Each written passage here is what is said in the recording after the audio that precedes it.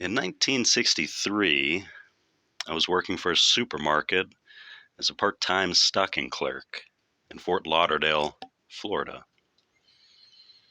One evening, as I was gathering baskets from the parking lot, a woman approached me and asked, "Is your name James? James Irwin?" "Yes," I answered.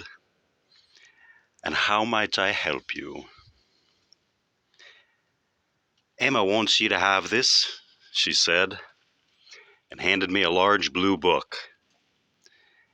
"Emma who?" I asked her. "Emma Christensen," she replied, then turned around and walked away. To this day, I have no idea who the person was who delivered the book to me. When I returned to the store, I opened the book to the first page and wrote Emma Christensen's name inside. I was only 17 at the time, but any book of a theological nature always caught my attention.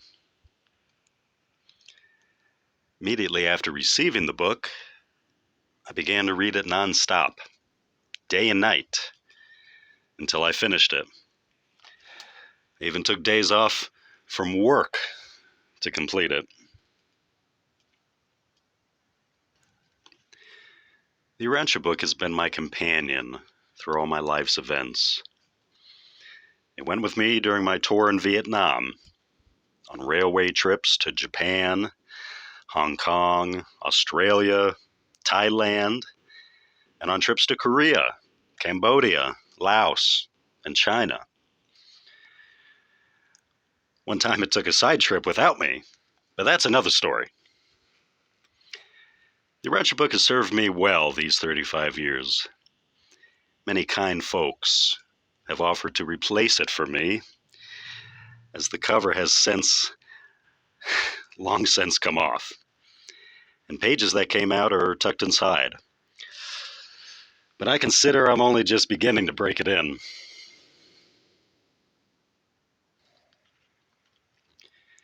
"18 years after the book had been given to me, I decided it was time to thank Emma, so I called the Urantia Foundation in Chicago. I knew nothing of the foundation, Emma, or anything else surrounding the book's origin. The purpose of my call was to thank this kind lady for giving me the book.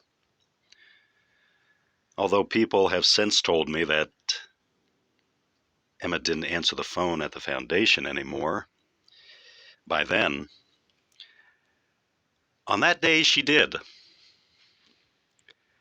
I asked if I might speak to Miss Christensen. "I am she," she replied. The next few moments were extraordinary. "My name is James Irwin," I began. But before I could add, "You probably don't know me," she exclaimed, "Then you got the book?" Uh, yes, I replied. "I'm happy that you called," she said, "even if it has taken you a while." We talked of many things, the Midwayers and their presentiments, the celestial hosts, various spirit beings, Michael, Jesus.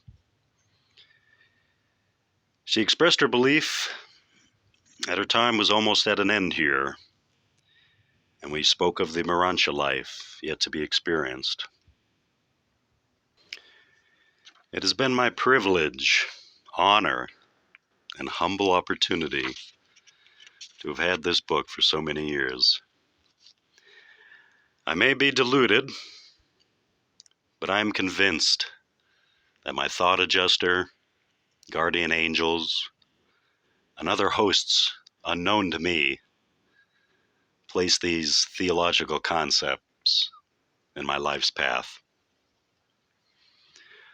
Although I never met Emma Christensen face to face in this life, I look forward to our Morantia life meeting. I do not know how Emma knew of me, but I shall always treasure our unforgettable phone conversation. Shortly thereafter, Emma left us to continue on in her life's journey.